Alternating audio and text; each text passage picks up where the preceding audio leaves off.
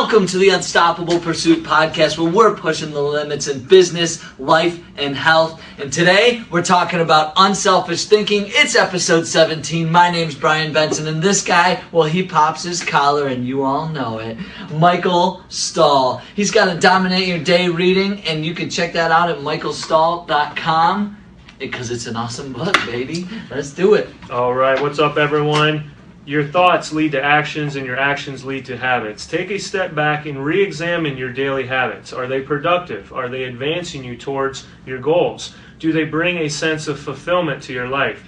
Do your habits enhance the lives of others? Oftentimes, it will take individuals a long time to develop habits and get into a routine. And unfortunately, when it comes to health and wellness, it's easy to break out of that routine by accident. For example, you've been going to the gym for 5 months now, but all of a sudden your work hours increase. Now the gym is non-existent to you. So make sure that your habits are backed by a strong mental attitude of keeping your priorities straight. Woo, baby! Woo! That felt good. Nah.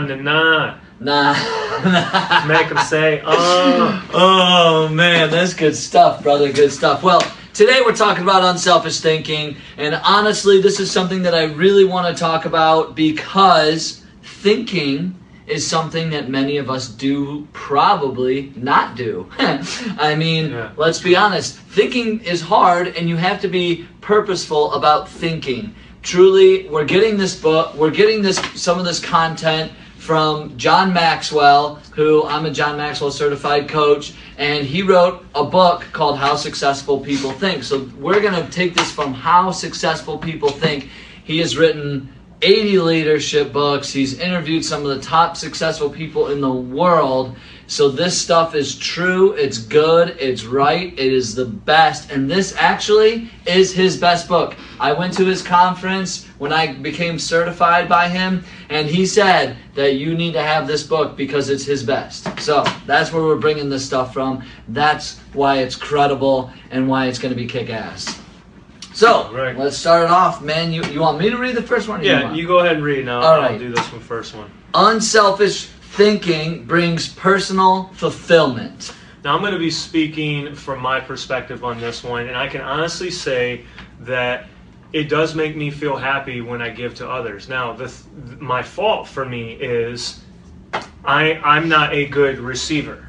Like, for example, when people try to do things for me, I typically am like, no, let me do that for you. But it's like people feel good about themselves when you are giving. You know what I mean? Like, it brings personal fulfillment. It makes you feel good. So for me, I need to personally get better at receiving because I know what it feels like to give. And we've talked about that in a previous segment. It makes me feel really good. It makes me happy. It gives me personal fulfillment.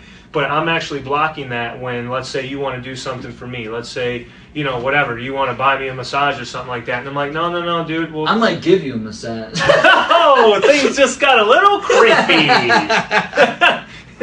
That's hilarious. No, but for real though, it does bring personal fulfillment. And there's a good quote in the book. Charles H. Burr said, "Getters generally don't get happiness. It's the givers that get it." And I think that's true because it makes me feel good when I give. Yeah, no, and just from another book from a guy that I actually had the pleasure of interviewing was Bob Berg. And he wrote the book The Go-Giver, and I love that book. Oh yeah, that's what I was talking about. Yeah, I love that book. Yeah, that is an awesome. It does. It really does bring personal fulfillment when you are helping others and really having when you could build personal fulfillment through helping others. It's everything, right? I mean, you need to have that element of personal fulfillment somewhere in your life. So. Yeah, and I think that like teachers, for example, like it takes a special type of person to be a teacher because you are constantly giving. Give. And I've met some amazing people that are really awesome teachers, and of course they're very underpaid, which is unfortunate. But like a teacher, for example, is constantly giving. But teachers are very special because they're constantly giving and just basically giving all of themselves to better the person, the students, the class in front of them. So shout out to all the teachers out there. Yeah, holla to the teachers, and the more you give, the more you'll receive. All right, number 2, unselfish thinking adds value to others.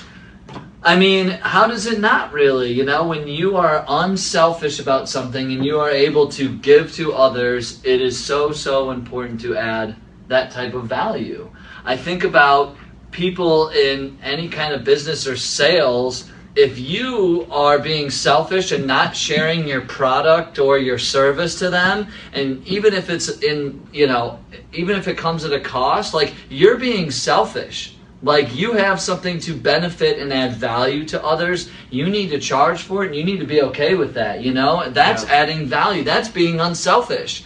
Just for those people in the sales world, because I think sometimes people don't want to charge people, or they're afraid to ask for the sale in many ways, and it's really, you're just being a selfish person. Like, be unselfish and think about other people and how you can add value to them. And when you get, this is part of the book, so I think this is great, is when you get outside of yourself and make a contribution to others, you really begin to live. And I think that's awesome. I love that. Yeah. What I would add to that is, this is the reason why we're doing this podcast. We didn't think of this podcast as, oh, let's do it for us. No, unselfishly we thought, dude, we have a lot that we want to share. We're not experts in anything, but we have a lot that we want to share with you guys that are watching and listening. And unselfishly we thought, dude, let's pay it forward.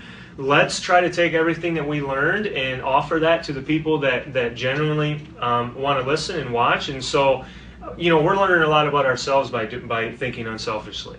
Yeah, I agree with you. I mean, when you start anything, I mean, this was also an itch that Mike and I needed to scratch, was like, hey, we wanted to get ourselves out there, but we wanted to do it in a way that we knew was going to benefit other people, because that's what we're passionate about. Right.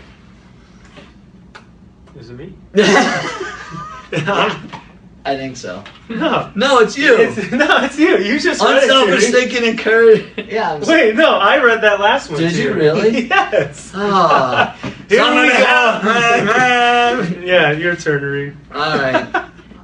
Unselfish thinking encourages other virtues. This is a good one, and I'm going to take this directly off of our printout here, is that it becomes easier and helps to develop many other virtues such as gratitude, love, respect, patience, and discipline. And again, I think it makes us a more well-rounded individual. And I'm going to use our podcast as an example again, by us unselfishly thinking, you know what, we want to pay it forward to those that are watching and listening. Brian and I, and hopefully you guys, are developing a lot of other characteristics about yourself that is helping improve ourselves in our own individual traits. For example, we talked about this off air before we started this, and I said, I'm not an expert, like our last segment was on listening. Yeah. Dude, I suck at listening. And I'm not afraid to admit that. However, I am improving on my listening. I am improving on my patience and my discipline and all these different things by us trying to pay it forward to you guys that are watching and listening. Like, this is about you guys. It's not about us. But by doing that, I think I'm improving myself. It's improving other aspects of my life. Oh, dude, and a virtue that we talked about earlier, too, was patience. Patience is a virtue. Well, we talked about that. Mike and I, especially maybe even me more than Mike, I have zero patience for anything. Calm yourself, Brian. Calm yourself. I want success yesterday. I want to be the house on the beach, private jet yesterday. But I've had to learn that it takes time and a lot of effort, a lot of hard work, but it will eventually come to you. But it is definitely through that unselfish thinking, adding value to others, has really helped me a lot. Yeah. Selfishly. You were a sucky person before we started this, but you've really improved to be an intelligent, fine young man. All right, number 4. Unselfish thinking increases your quality of life. If you want to improve your world, then focus your attention on helping others. That's what it says in the book, and that's so important, the quality of life. But what you have to do is improve the quality of others, of their lives too. When you're out in your journey, when you're doing the things that you need to be doing, you need to be helping others and making a much larger impact. It will definitely be more fulfilling for you in the end. I mean, that's just, your quality of life is, we look for tribes, right? We look for people who are like us. We look for people who we can rely on and care about and be the same as. And if you can help those people and their quality of life, it's only going to improve yours. So find your tribe and start improving other people. Yeah, I love it. I don't have anything to add to that. Awesome, man. Well, let's get to number 5 here. Unselfish thinking makes you part of something greater than yourself. The first thing that comes to mind on this is what we talked about earlier with the book called The Go-Giver. Yeah, right? It's right. called The Go-Giver. And in that it said, it was the young man was being taught that you should give more in value than you take in payment. And he thought that was like a weird business formula. How am I going to get ahead if I'm giving more in value than I am, actually receiving in payment? And really we talk about it, and we've talked about it in the past, that when you give, it's very magnetic. Okay, so if I'm giving a lot and I'm thinking unselfishly, chances are people are going to want to be a part of what I'm doing, and they're going to want me to be a part of what they're doing. So really, you're like it says in the book, unselfish thinking makes you a part of something greater than yourself, and it's so true. Like, we are paying it forward to the people that are listening, that are watching, so we are part of this huge movement. It's not just, this little segment that we do each week for 20 to 30 minutes. Like, hopefully we are, penetrating your guys' daily habits and what you're trying to achieve with your goals. So, this is a very, very large movement, much bigger than just us two on this podcast. So again, it's about adding value, so much value to people's lives that they want to be a part of it, and it just makes it so much bigger when there's so many more people that are involved and they're amped up about what we're doing. Yeah, if you want to do something, if you want to make a true impact in this world while you're here, you have to do something that's greater than yourself. And, this kind of actually makes me think of Gary Vee's book, Jab, Jab, Jab, Right Hook, because it's like, add value, add value, add value, like do something bigger, like push yourself out there, like help people, help.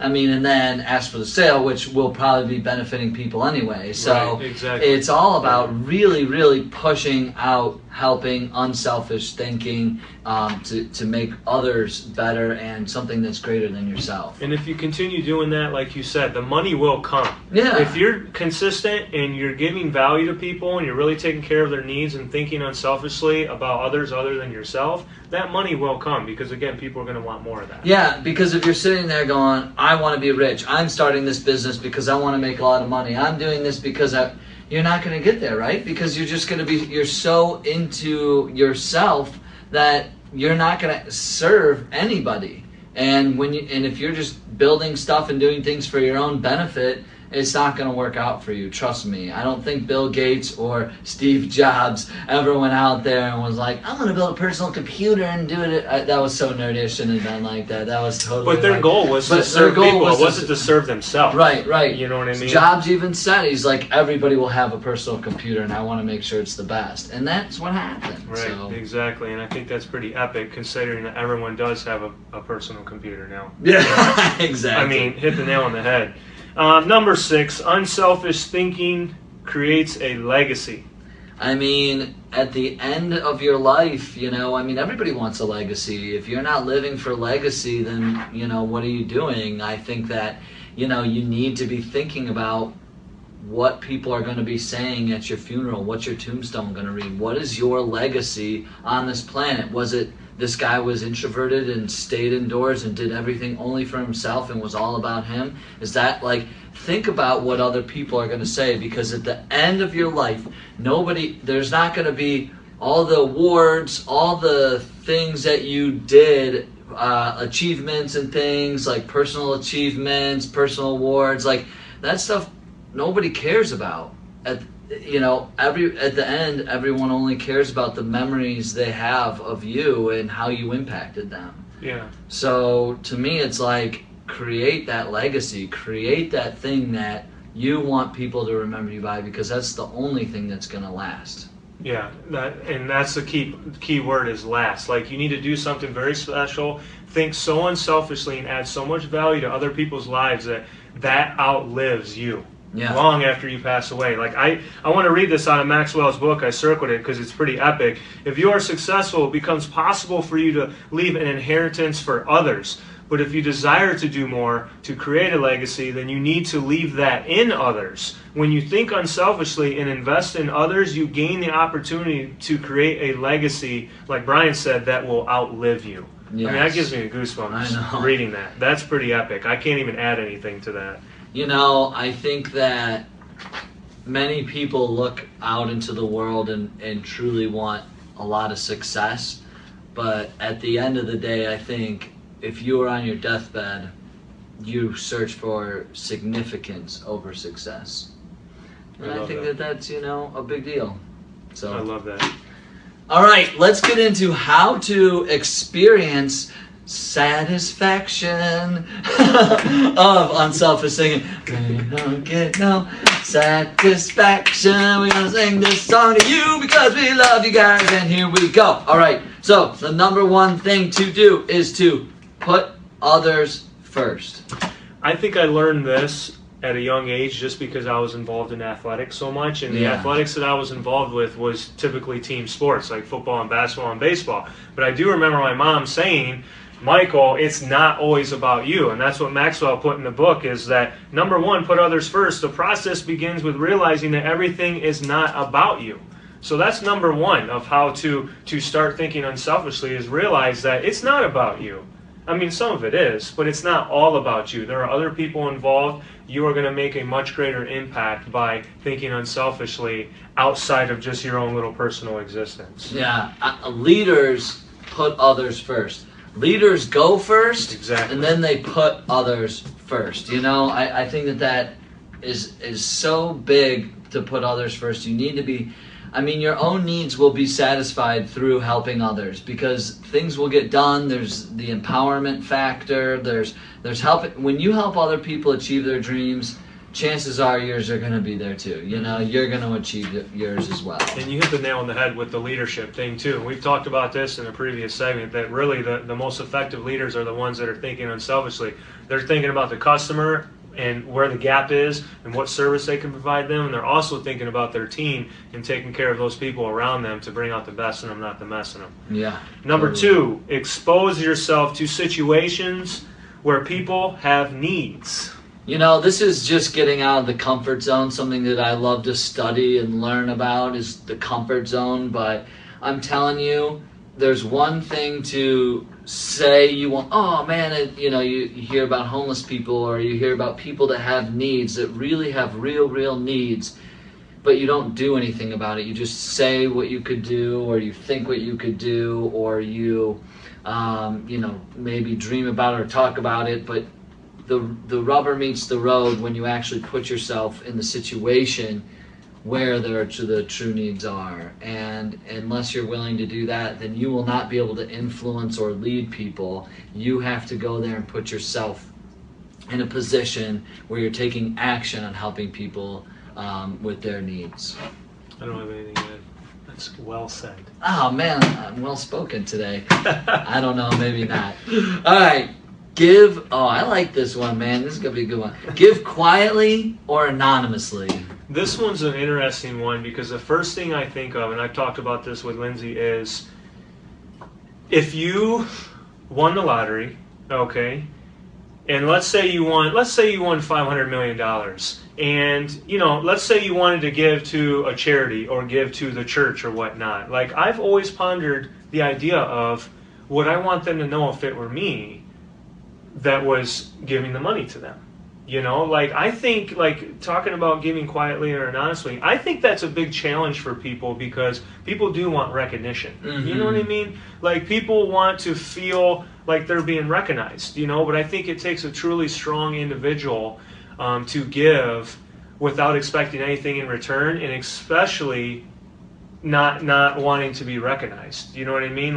There was a story in the news of a guy going around, I don't know what he was doing. He was paying. Oh, I know what he was doing. An anonymous person was paying for people's layaway at Walmart during Christmas time, and no one could figure out who this dude was. Well, obviously he had money, but no one to this day knows who that guy was. And I think that's something truly special when you're in a place where you are thinking so unselfishly that you give extreme value, you don't expect anything back, and you certainly don't expect to be recognized for it. That's pretty epic. Oh, completely, man. I think if you're seeking recognition, you're doing it for the wrong reasons. That's very true. If you're not, if that's all look, you need to care about the organization, the person, the people, the things that you are giving that check to, or whatever it is, even if it's your time. I mean, but don't do it. If you're doing it to be recognized, you're just out of alignment with what it's there for. Like, you have to give. Giving quietly or anonymously is probably one of the most humble things anybody can really do, and I think you said it perfectly earlier, so I don't want to repeat, but I thought that was awesome. Yeah, and quickly, I just want to say, in Maxwell's book, it says it's almost always easier to give when you receive recognition for it than it is when no one is likely to know about it. And that makes me think about, like, integrity. Yes, you know, you know, like, your reputation is what others think of you, but your integrity really is truly who you are, you know, your character. So it's like you have to ask yourself, you know, like, based off of your integrity, is this something I would do if no one was watching? You know, would you only pick up the trash walking into, you know, a restaurant, you saw a big pile or a couple pieces of trash? Well, are you picking that up because you want others to think, oh, that's nice that he did that? Or are you picking up just because, I don't know, you just want to pick up some litter on the way in because that's what you want to do and that's who you are? Gosh, you know what I mean? man. You know, that gives me the goosebumps Integrity. because you think about that. You think about that so much. It's like, if are you in alignment with who you are when no one's looking, and then when the spotlight's on you? Like, are you that same person? Yep. And That's deep. honestly, that's like, deep, bro. Yeah, well, it just makes you think. Like, how many times have you probably just walked by that piece of garbage when you were by yourself, but you know, but maybe when there was other people watching, you're like, oh, like, Exactly. look at me. But it's Exactly. like, dude, give me a break. And we're kind of jumping ahead too. Oh, are we? No, I'm saying because that's going to be number 5 on here too. Okay, It's like, all right. really, like, where is that coming from? You know what I mean? I know. All right, number 4, invest in people intentionally. You know, and Maxwell actually just came out with his newest book called Intentional Living, and I think that you have to live intentionally. You have to be intentional about thinking. You have to be intentional about all of the things that you do in your life, whether that's leadership, whether that's going out and helping somebody. But invest in people intentionally, because you don't know what you could do when you invest in people. I am telling you right now, people are your greatest asset. No matter what you're doing, people get things done. People matter. Really, they do. And I want you guys all to put $1 million on everybody's head that you meet.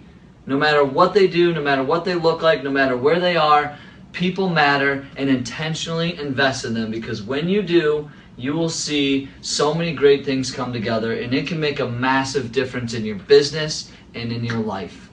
Flat out, that. man. I love that. You saying that, putting that money on top of someone's head, that makes me think that, like, absolutely every single person that I cross paths with holds some sort of value, and I'm sure I can add value to their life, and they could probably add value to my life. You know, like, 100%. Crossing people is not just an accident. You know, there's something that you can take away from everyone. So that really makes me think, you know, like, I don't know, maybe, like, you know, smiling at the next person you see walking down the sidewalk, or saying hello or something like that. Like, yeah, the give a little compliment, things, you know? I mean, you could totally change somebody's life with one compliment, one smile, one whatever, but be intentional about it. Like, think, have some self-awareness. The lack of self-awareness drives me crazy, but have some self-awareness and invest in people, man. It's so freaking important. People are valuable. Everybody's valuable. We're all here for a reason. You wouldn't be on this planet if you didn't have something to give. Drives me nuts, man. Sorry, Yeah, I was getting passionate about this. No, and that's fine. And I would say, you know, a challenge is to every person you cross paths with, take them very seriously and respect that partnership in that relationship with them. And I guarantee, and this is just, I'm saying this out loud for myself too, I guarantee it probably will change your life in many epic ways. Yeah. You know what I mean? It really will. Yeah, I love it, man. All right, number 5, continually check your motives. This one kind of goes back to number 3, and that's why I was saying, like, you know, like, where are your motives at? You know, and it says in Maxwell's book, and I love this, there are spiritual, mental, and emotional benefits that come only to those who give anonymously. And I love that, because I think that people will see where your motives are from the get-go. I'm a good reader. I have pretty good intuition, I would say, and I think that I can read people that their motives are not right.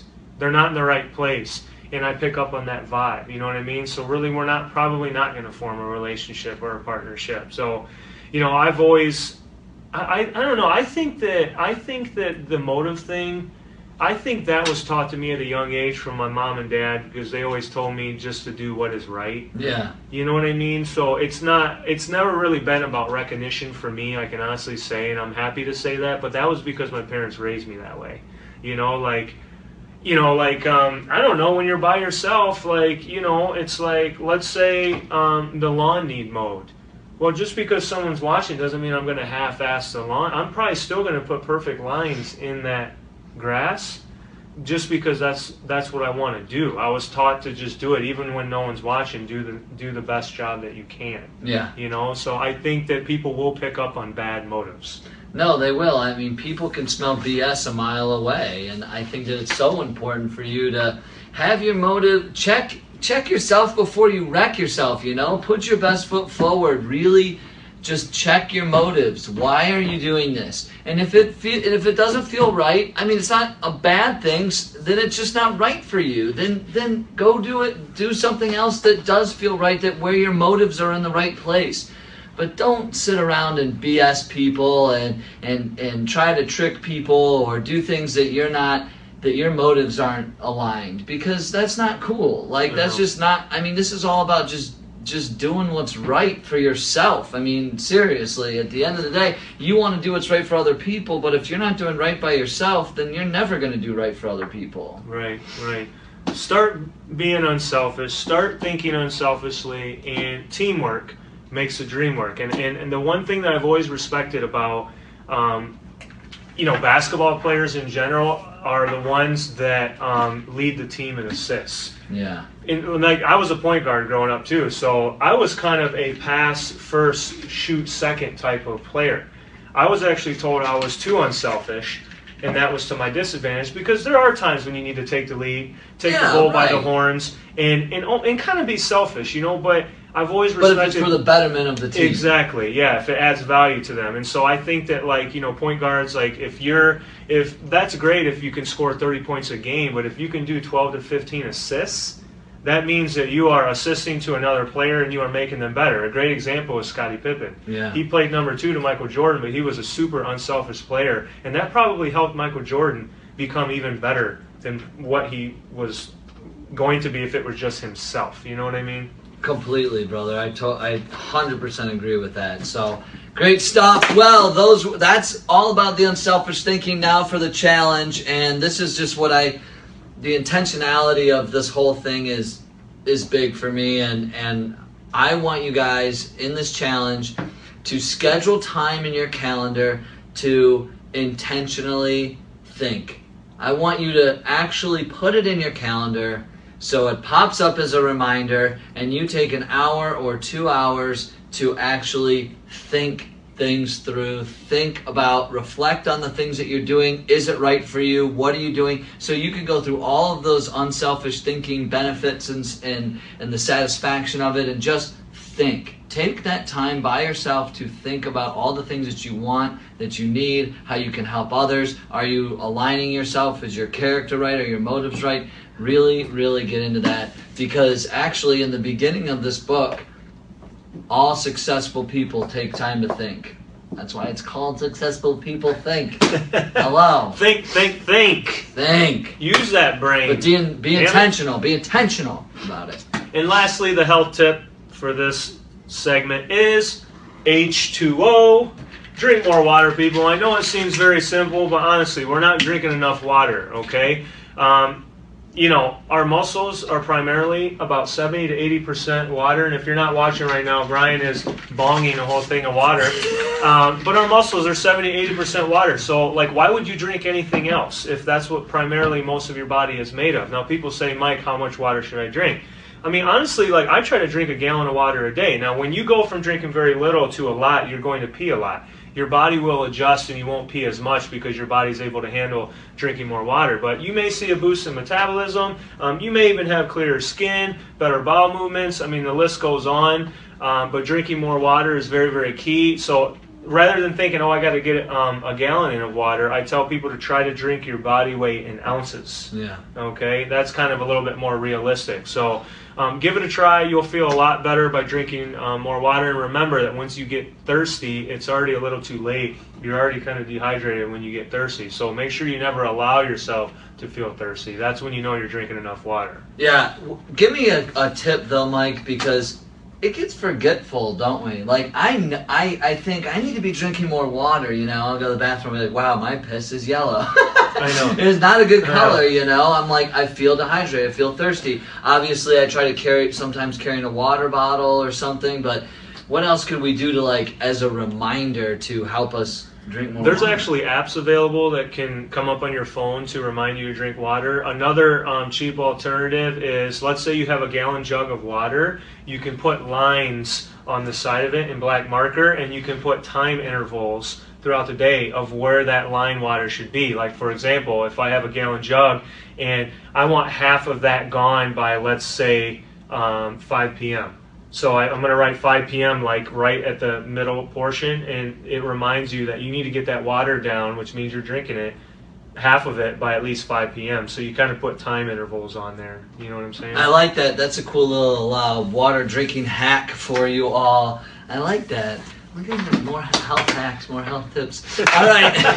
Ladies and gentlemen, thank you all. We appreciate anybody who hopped on live. Like, we love you. I mean, Mike and I, we love you guys. You are our audience. We are so grateful for you, and we are so grateful for anybody who checked us out on YouTube, check us out on the podcast platform. Please subscribe, rate, and review. It would mean the world to us. We are really working hard for you, and we want to get to the new and noteworthy so we can make a bigger impact on more people. So that's what this is about. The unstoppable pursuit is adding value and making a really, really big impact. So thank you guys. We love you, and we will see you all on the next episode.